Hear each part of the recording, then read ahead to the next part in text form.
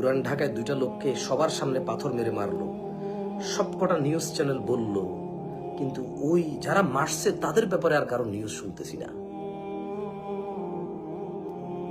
পুরান ঢাকায় যে পাথর মেরে মানুষগুলাকে মারলো সবকটা নিউজ চ্যানেল বলল, কিন্তু ওই অপরাধীদের এখন কি অবস্থা আর কোনো নিউজ চ্যানেল বলতেছে না, কারো কাছে কোনো নিউজ নাই। কি করা যায় বলেন তো?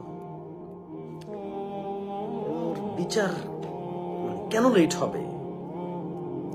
বিচার বিভাগ কি জানতে চায়? আসিয়ার বিষয়টা আর জানলাম না। আসিয়ার নৃশংস হত্যার বিষয়টা জানলাম।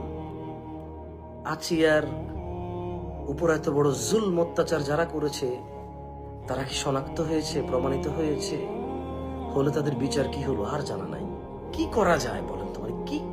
কি করা যায়? কিভাবে এই সমাজে ন্যায় প্রতিষ্ঠার জন্য ন্যায়ভাবে কন্ট্রিবিউশন করা যায়? This is a big question নাও।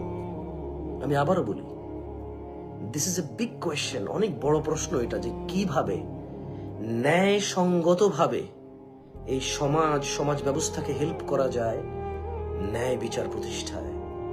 কারণ অনেক সময় আমরা ন্যায় করতে যাই, নিজেরাই অন্যায় করি। আমরা অনেক সময় রাস্তায় নামি বিচার চাইতে যাই, মানুষের গাড়ি ভাঙি, আরেকজনের সম্পদ লুট করি। আমাদের মধ্যে কেউ কেউ কারো দোকান লুট করে, কারো গাড়ি ভাঙে, কারো রাস্তায় আগুন দেয়।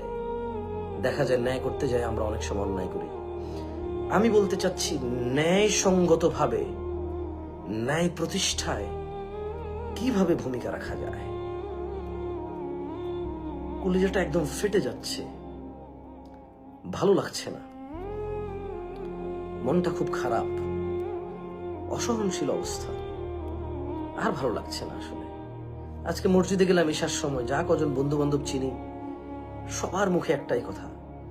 তখন আমার মনে পড়লো যে আসিয়ার বিষয়টা তো ভুলে গেলাম আমরা সবাই। এখন আসলো লামিসা, তারপরে কে আসবে আবার?